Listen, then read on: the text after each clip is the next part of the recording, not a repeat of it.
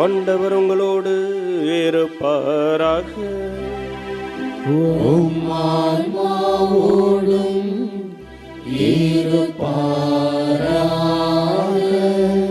Mark எழுதிய நற்செய்தியிலிருந்து வாசகம்.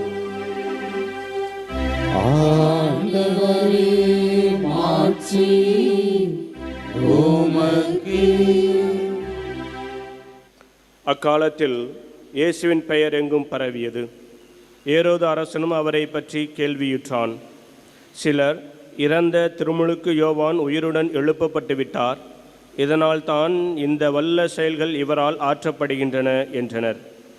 வேறு சிலர், இவர் எலியா என்றனர்.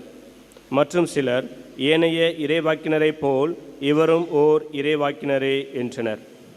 இதை கேட்ட ஏரோது, இவர் யோவானே, அவர் தலையை நான் வெட்டச் செய்தேன், ஆனால் அவர் உயிருடன் எழுப்பப்பட்டு விட்டார் என்று கூறினான். இதோ ஏரோது தன் சகோதரரான பிலிப்பின் மனைவி ஏரோதியாவை மனைவியாக்கி கொண்டிருந்தான். அவள் பொருட்டு ஆள் அனுப்பி யோவானை பிடித்து கட்டி சிறையில் அடைத்திருந்தான்.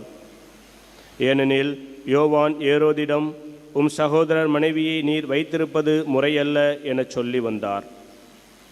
அப்போது ஏரோதியா அவர் மீது காழ்ப்புணர்வு கொண்டு அவரை கொலை செய்ய விரும்பினாள். ஆனால் அவளால் இயலவில்லை. ஏனெனில் யோவான் நேர்மையும் தூய்மையும் உள்ளவர் என்பதை ஏரோது அறிந்து அஞ்சி அவருக்கு பாதுகாப்பு அளித்து வந்தான். அவர் சொல்லை கேட்டு மிக குழப்பமுற்ற போதிலும் அவருக்கு மனமுவந்து செவி சாய்த்தான்.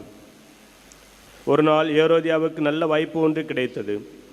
ஏரோது தன் பிறந்த நாளில் அரசரவை அனைவருக்கும், ஆயிரத்தவர் தலைவர்களுக்கும், கலிலேய முதன்மை குடிமக்களுக்கும் ஒரு விருந்து படைத்தான். அப்போது ஏரோதியாவின் மகள் உள்ளே வந்து நடனமாடி ஏரோதையும் விருந்தினரையும் அகமகிழச் செய்தாள்.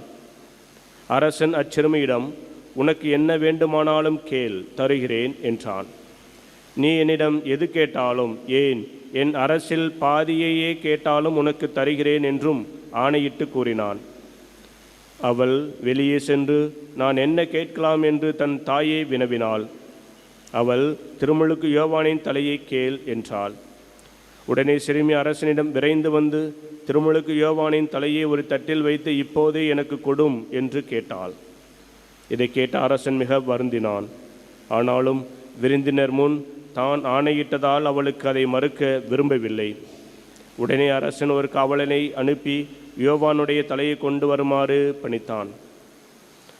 அவன் சென்று சிறையில் அவருடைய தலையை வெட்டி அதை ஒரு தட்டில் கொண்டு வந்து அச்சிறுமியிடம் கொடுக்க அவளும் அதை தன் தாயிடம் கொடுத்தாள்.